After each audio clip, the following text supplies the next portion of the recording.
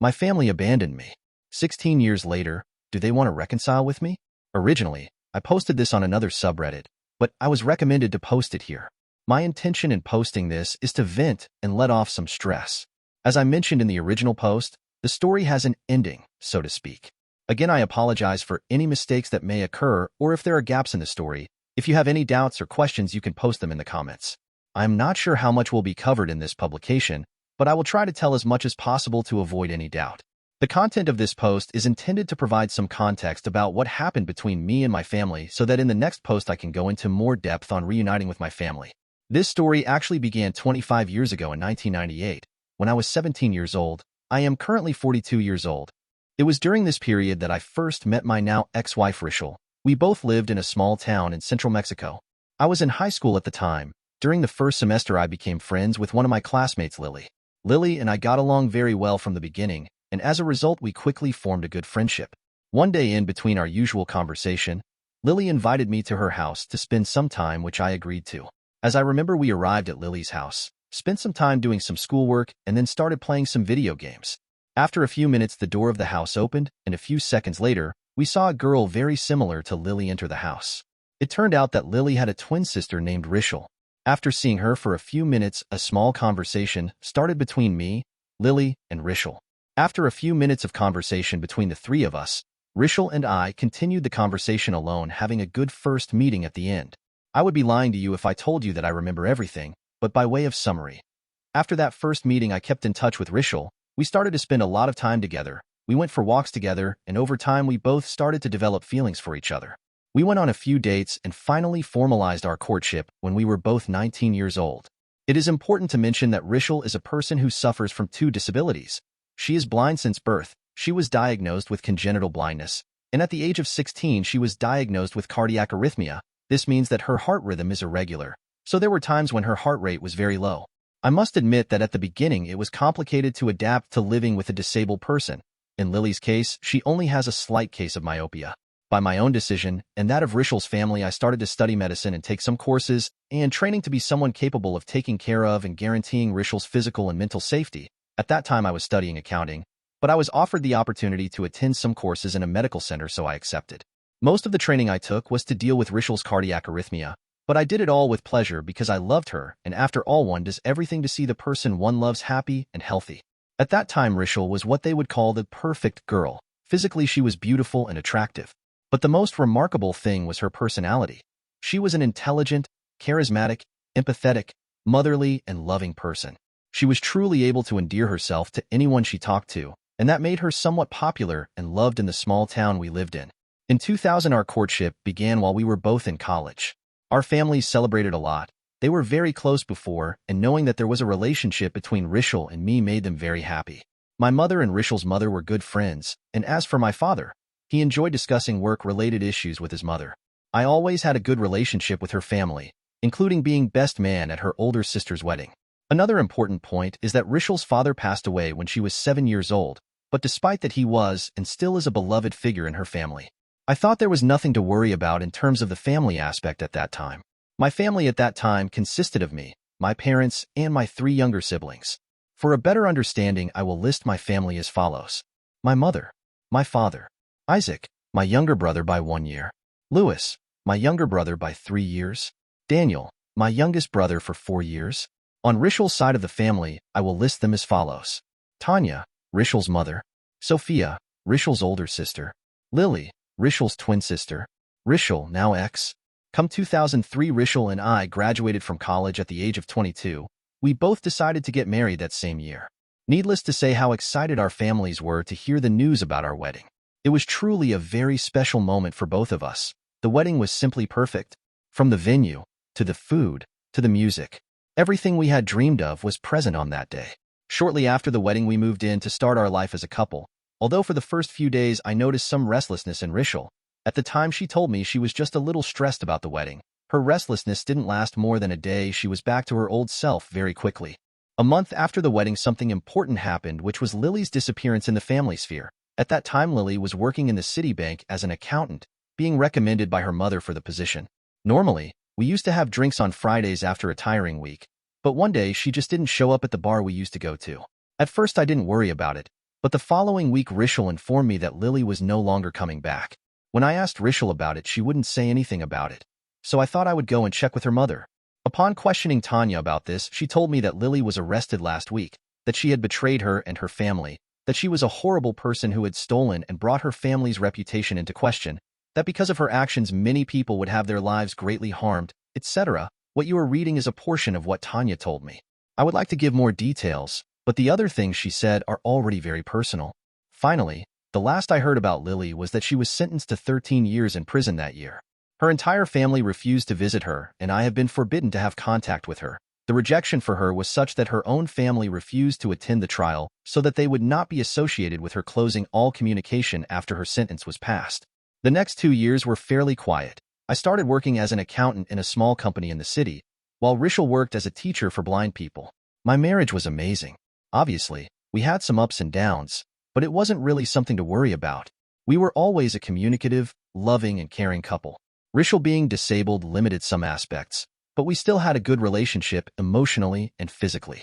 Although my work consumed a lot of my time, I always tried to spend at least 3 hours a day with Rishel. We had 1 date a week, and the idea of starting a family became present after a while. In 2005, I had to go on a business trip with some colleagues to close a deal that would benefit our company. The only important person in this was a former coworker named Emma. I really had no relationship with her, being our only interaction during work. After a few days, the negotiation was successful and the deal was closed. To celebrate, my coworkers decided to go to a bar. The celebration was what you would expect. Most of my coworkers ended up drunk. In my case, I did not get to that point, limiting myself to talk with some of my colleagues on various topics. After a while, I decided to go back to the hotel where we were staying. As I was leaving the place, Emma crashed into me and we both fell to the ground. Like most of my companions at that moment, I could see that she was drunk. I stood up again and tried to help Emma to get up, which was not possible because of the state she was in. One of my companions, upon seeing this, told me that it would be best to take Emma back to the hotel. I agreed, and offering one of my arms as support, I carried Emma back. I was really only planning to leave her in front of the door of her room and go, but in the end I had to carry her to her bed, where I simply lay her down, and a few seconds later I went to my room. The next day we returned to our respective homes without incident. For days after I returned from my business trip, I was on my way back from work when I noticed my parents' cars, Tanya's car, outside my house. Upon entering, I found Rishel's mother, her older sister, and my parents standing in the living room. They all looked furious. Rishel was sitting on the couch crying. She was 4 weeks pregnant at this point. Without having time to process the scene, I received a loud slap from Sophia, which was followed by several screams from those present. I questioned why everyone was acting this way, and finally Rishel spoke up, and all she said was, "Why did you do that?" I asked her what she meant by that, and quickly everyone started yelling at me and accusing me of cheating on Rishel during my business trip. I questioned them where that accusation came from, to which Tanya said that Emma approached her to say that I supposedly had an affair with her, that I supposedly had for some time an emotional affair with her, that during the trip transitioned to a physical affair. Apparently Emma was very detailed in her story that she managed to pass off her lie as true. She also mentioned that she had supposedly said very cruel things about Rishel related to her condition, among other things. I told them that Emma was lying and there wasn't something to prove what she said, but Sophia replied that they asked everyone who went on the trip with us, all agreeing that they saw me go with Emma back to the hotel alone. This point is true, but it's because no one wanted to help me take Emma back to her room. I begged Rishel to believe me, but she responded that she wanted nothing more to do with me, asking for a divorce. The yelling and insults towards me continued until I was kicked out of my house. The following months were total hell. I was forced to quit my job when everyone found out what was going on. Because we lived in a small town, most people knew each other, so you get an idea of the hatred I received throughout that time, with everyone yelling insults at me, with sometimes escalating to physical assaults. My parents told me I was a disgrace to the family. My siblings disowned and insulted me. Rishel's family likewise did the same to everyone, refusing to have any kind of relationship with me. I thought of turning to those who were my friends, but I was also rejected by them. In this period of time, I must highlight the behavior of my brother Lewis, who made suspicious comments about what was happening. I later learned that he was the one who comforted Rishel during the divorce process. The divorce process lasted about a year, in which I was not allowed to have contact with Rishel at any time. All contact was through her lawyer. Finally, in 2006, the process ended with me losing almost everything due to the nature of the situation. Where I lived, adultery is considered something serious. So in addition to having to pay alimony, I had to pay financial compensation, among other things, but my lawyer got an agreement not to have to pay alimony. In the end, I had to give my house, my car, 80% of my savings, and a compensation of $160,000. Once the divorce was finalized, both my family and Rishel's family cut off all contact with me, the last I heard about them being that my brother Louis and Rishel started a relationship. At that point, I had basically lost everything. I lost my family, my friends, my reputation, everything. No one wanted to relate to me, so it was impossible for me to get a job. I was marginalized by everyone who lived in that city. To go on with my life made no sense, so I thought about ending it all. But in the end, I didn't have the courage to do it. Finally, I decided to sell what little I had to raise some money, and I finally left that place. I moved to a city that was 6 hours away from where I lived before. My goal was to be as far away as possible, so I moved to a city in the northern part of Mexico. Finally, I arrived in another state. I didn't have much money at the time, so I took small jobs to raise some money. A few months after starting my new life, I noticed that several businesses in the area where I lived required guidance and assistance related to filing taxes and performing audits. I saw this as a new opportunity, so I began to give advice and consultations related to tax returns and the correct performance of audits. In 2007, I was able to form a small and somewhat successful consulting and economic advice company, but at that time I had serious emotional problems, being mostly confidence and self-esteem issues. Once I was able to reach economic stability again, I had the opportunity and the means to take therapy. It really helped me a lot to finally be able to deal with my emotional problems. With my therapist, I addressed several issues. My relationship with my family, my relationship with my friends, and my relationship with my ex-wife. At the time, I felt that I was somewhat to blame for what happened. Mostly, I felt like an idiot for not having suspected anything about Emma, and I also questioned why all this happened with Emma. In the end, I was diagnosed with post-traumatic stress disorder as a result of the experience I lived through during the divorce, but the most serious thing was that I developed an anxiety disorder that affected me greatly when socializing with other people. At that time, I was unable to form any kind of relationship with people because of my fear of being betrayed. It was a slow process, but I managed to get through it. I understood that I was not to blame for what happened. I was able to start the healing process, and I stopped questioning Emma's motive for lying. I was physically and mentally well. I started going to the gym, developed a love for gardening and kickboxing, and focused on my work. I even started to make some friends, and after a while, I was confident enough to go out for a few drinks. The next 2 years were pretty good for me. My small company had a good growth, so money was no longer a problem. I was not a millionaire or something similar, but I earned enough to not have to worry. Emotionally, I was fine. My confidence problems were no longer so serious, and my fear of relating to other people was disappearing, although it was still somewhat present. I was able to meet my current friends who were very understanding about my situation, and I was finally able to be okay with myself. 2009 was an important year. Due to the growth that my company was having, I had to look for more personnel. Among those personnel, I was looking for accountants for the company. As I was reviewing some of the job applications, one of them stood out above the rest. The application was from a Lilly. That surprised me a bit, as that reminded me of my old friend, but at the time I thought it was just a coincidence. Finally, I had the interview with the person who sent the application, and great was my surprise to see that it was really the Lilly I knew. We both recognized each other instantly and remained silent. Honestly, it was something uncomfortable. Since she was my ex-wife's twin, several painful memories came back to my mind when I saw her face. After a few minutes, I continued with the interview in the most normal way I could. In the end, I must admit it was a good interview. Finally, Lilly got one of the positions, and a few days later, she showed up to start working. Regardless of what happened in the past, Lilly was one of the best options, so it would be stupid not to hire someone with a great experience and knowledge in the area. In addition, her job application did not mention any criminal record, so there was no problem hiring her.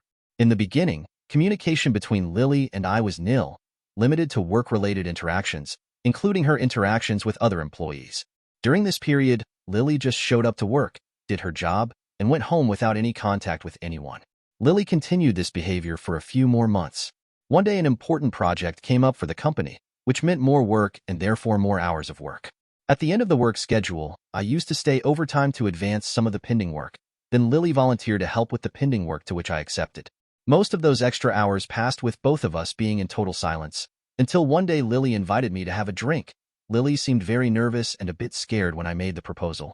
At first, I had no intention of accepting her invitation, but at that moment, I was very stressed, so a drink would not go amiss. Actually, the little outing was not very remarkable, but overall it was quite nice to spend time with her. We talked about work-related issues. After a while, Lilly started to gain more confidence, so we got closer little by little until we started to form a formal friendship again, which grew over time. After work was over, we would sometimes spend time talking. We would share our lunch break, and on Fridays we would go for a few drinks like in the old days. On one of our outings to the bar, I decided to be open with her and tell her everything that happened with me and Rishal. Lilly had previously asked about how Rishal was doing, to which I just said that we got divorced without talking about why. I told her what happened with Emma and how everything went during the divorce proceedings.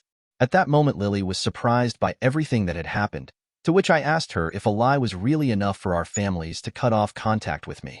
I replied that I did not know all the details, so I did not know if there was something else that led them to take that position. For her part, Lilly was very upset and asked if one lie was enough to overshadow the years I spent with our families. Finally, she said she would be there for me if I needed to talk again.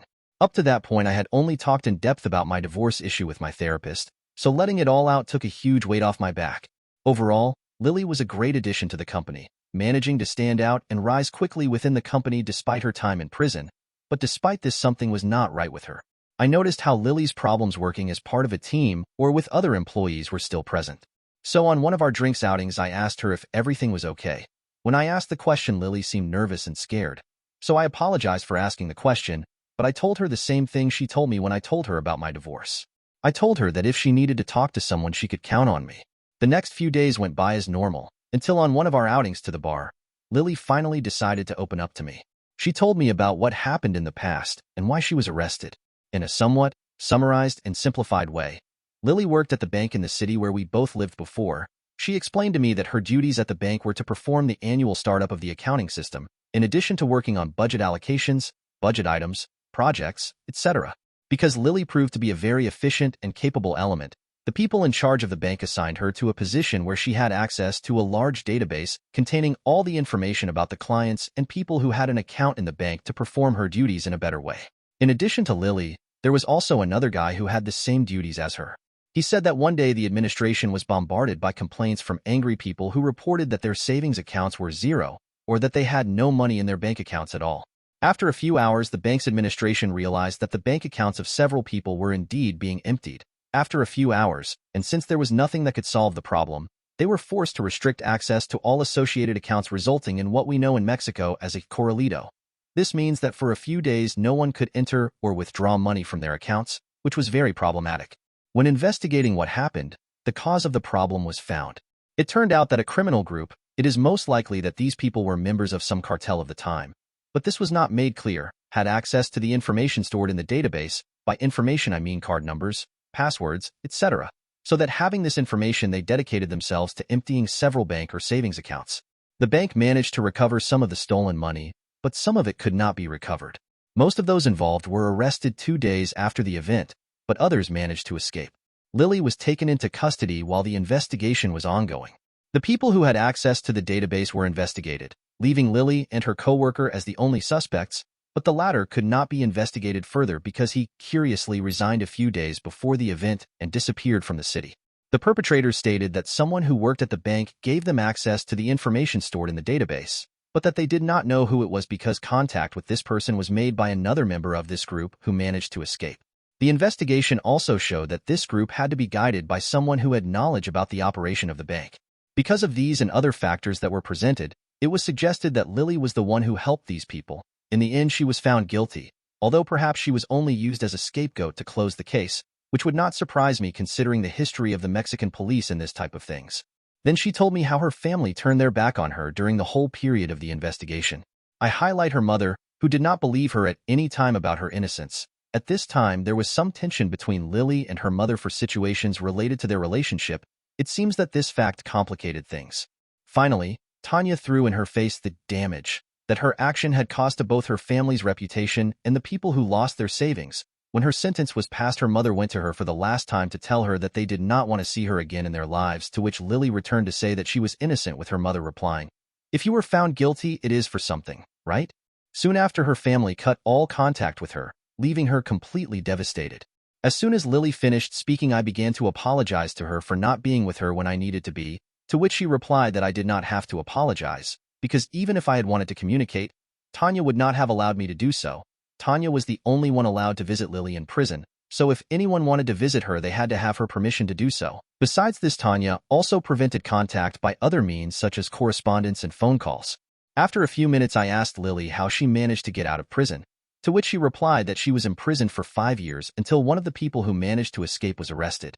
It turned out that this person was in charge of having contact with the person who gave access to the database to this group. In exchange for reducing her sentence, she agreed to give information about the fraud and how it was carried out. Ultimately, her statements proved that it was Lilly's former partner who helped this group, coupled with the lack of evidence to genuinely validate Lilly's participation in the scheme. In the end, it was ruled that there was no reason for Lilly to remain in prison, so she was released and any criminal record on her record was expunged. She said that after her release, she tried to contact her family, but in the end, she was only able to contact her mother, who again refused to have any relationship with her. The same thing happened with her friends, who rejected her. She told me about her attempts to get a job, but the news of what happened in her previous job prevented her from getting a position in her hometown and in nearby cities. Finally, Lilly left the city as there was no reason to stay there. After that, she spent a few months looking for a job and ended up coming to my company. She says that because of what she had to go through, she has trouble relating to other people, in addition to having trust issues and constant nightmares because of her time in prison. At that moment, I felt bad for her. She had to go through and deal with several things that in one way or another will leave her with lifelong traumas. I recommended that she attend therapy to deal with these issues. I told her that I would pay for everything as a way of apologizing for my absence when she needed us the most. She refused at first, but after some time of insistence, she agreed. So she began to attend the same therapist I was attending, but she asked me to accompany her to the therapy session. She was diagnosed with post-traumatic stress syndrome, depression, anxiety and confidence disorders, and sleeping problems. For the first few months that I accompanied her to her therapy sessions, I used to wait for her outside the office while she took the session individually. But eventually, she asked me to come in and accompany her during her sessions, to which I agreed. The therapist prescribed her some antidepressants, and she began going to therapy 2 days a week. Lilly also began attending a healing program for conscientious objectors who have served time in prison. For my part, the therapist gave me a number of pointers to help with Lilly's recovery. Although Lilly's recovery was slow, I can say that it really helped. Her fear of interacting with other people was disappearing to the point where she was making friends. Her anxiety and trust issues were no longer a concern. In general, she started to change for the better. We even both started going to the gym together, and Lilly started taking kickboxing classes with me. Sometimes we had friendly fights between us. The year 2012 arrived. During this period, Lilly and I became closer and closer. In the work aspect, we had a good relationship with Lilly, becoming my right hand in the company. On the personal side, we also had a very good relationship. We spent more and more time together. Going out for a drink or a walk became part of our routine, and we both leaned on each other during our therapy. As time went on, I realized that I had developed feelings for Lilly. I know what you may be thinking right now. Did you fall in love with the twin of the woman who left you? For a while, the idea of having a relationship scared me because of my experience with Rachel. I was afraid that my fear was clouding my judgment or that my trust issues would ruin any chance of a relationship. I was also afraid that the reason I started liking Lilly was that I was unconsciously looking to get back with my ex, and considering they were both almost the same. You get my point. By almost the same, I only mean that the only thing they shared was the face. In other aspects, they were totally different. By other aspects, I mean personality, way of acting, way of dressing, etc. After consulting my doubts with my therapist and my friends, I was able to confirm that I was really in love with Lilly. I was falling in love with her person and not her appearance. Finally, I waited for our next outing to the bar to declare my feelings to her. I waited until we left the bar and declared how I felt about her. I explained how special I felt when I was by her side and how I only thought about spending time with her. Lilly was quiet for a few minutes, then she started to cry a little and asked me if I was sure about what I was saying. At that moment, I thought I had screwed everything up and was just waiting to be rejected. I reaffirmed my stance on my feelings for her, to which she formed some distance, but a few seconds later she hugged me.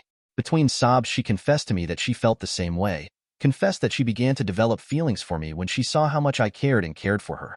She said that I was the first person who genuinely cared for her in a long time, that I was the only one to support her when she needed it most, that I was the only one who has come to understand her. She confessed that when she is with me, she feels that she is not alone. She told me that when she is with me, she feels that a good life is possible. She told me that I gave her a reason to keep living, that I made her feel loved. At this point, I was crying too. Lilly continued to cry as she hugged me. She told me that she hadn't said anything about how she felt because she was afraid. She was afraid that I wouldn't love her because of what happened with her sister. She was afraid that I wouldn't love her because of her problems. She was afraid that I would take her away from her. She was afraid that she would be alone again. At that moment, I began to comfort her and promised her that I would be by her side no matter what happened. Lilly, for her part, also promised to be by my side, no matter what. From that moment on, Lilly and I began our relationship. At first, it was somewhat complicated because of the problems we both had, mostly due to our trust issues and fear of betrayal. But we decided that we would not let our past stop us from being happy. Although it was a somewhat slow process, with some tense moments we managed to build a good bond. This bond was what gave us the mental clarity and strength to take the final steps that allowed us to heal. Finally, Lilly and I got married in early 2015. We both decided it would be best to have a small event, so we only invited the people closest to us. For those of you wondering, no, we did not invite our families.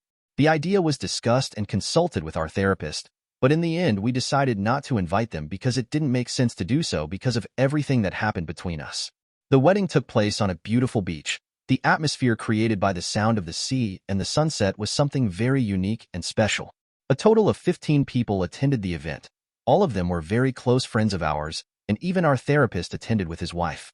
One of the best memories I have of the wedding was seeing Lilly walk down the aisle. Seeing her in her wedding dress was something I will never forget. But the moment I will treasure the most for the rest of my life was seeing her face as I put the ring on. Everything we both had to go through to get to this moment. Seeing that beautiful smile on Lily's face, I just don't know how to describe in words how it made me feel. A few weeks after the wedding, we found out that Lilly was pregnant, a honeymoon pregnancy. I admit that at first we were very nervous, but as the days went by, the nerves turned into excitement and happiness. We took the pregnancy as the beginning of our new life together. At the end of 2015, Lilly gave birth to a beautiful baby girl whom I will refer to as Alba. Luckily, at the hospital where the birth occurred, we were allowed to have skin-to-skin contact with Alba as soon as she was born. Holding my baby was a special moment. A unique moment when I met my daughter, seeing her in my wife's arms. I simply would not know how to explain in words how I felt at that moment. What sentimentality and what truth. I don't think it is necessary to say what the arrival of Alba generated in our lives, both on a personal and social level. Our friends visited us every day to meet Alba. I must say that the first few months were difficult. People who have had or cared for a baby know that babies need a lot of time and attention, so it is normal to feel overwhelmed or tired. The baby's cries, having to stay up all night, preparing bottles at 4 o'clock in the morning, etc. It was a complicated period, but we were able to cope with it in a good way. We made an effort to give all the affection and love we had for our daughter despite the physical and mental exhaustion we were subjected to. As the years went by, Lilly and I worked hard to ensure that Alba had a good upbringing from a young age. We dedicated ourselves to creating a loving, respectful, and trusting environment for her to thrive. Despite the fact that we both worked, we usually organized ourselves to spend time with our little girl. With this, we come to the present day. Today, I can tell you that I am the proud father of a beautiful 7-year-old girl and that I have the best wife I could wish for. As you have been able to read during my publication, it has not been an easy road. There have been good and bad moments throughout these years. But I wouldn't change a thing. I have great people by my side and I couldn't wish for anything more.